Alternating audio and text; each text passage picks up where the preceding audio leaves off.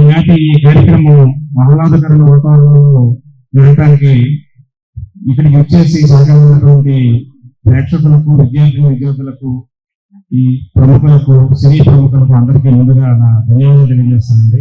వేదిక రాయాల్సిన గౌరవశ్రీ మాజీ మంత్రి చేగొండి హనుమంతరావు గారు, అదేవిధంగా మా సంస్థ కార్యదర్శి డాక్టర్ కేఎస్పీ వర్మ గారు, రాజా వెంకటరెడ్డి గారు, రమపి గారు,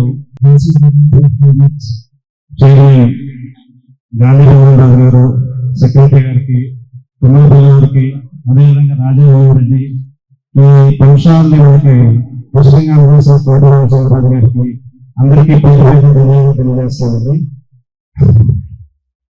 ఇది తెలుగు చలనచిత్ర రంగానికి మా లఘు చిత్రోత్సవం ద్వారా దర్శకుల్ని తయారు చేసి ఇవ్వడం జరుగుతుంది. ఎంతో గర్వంగా ఉన్నది మాకు.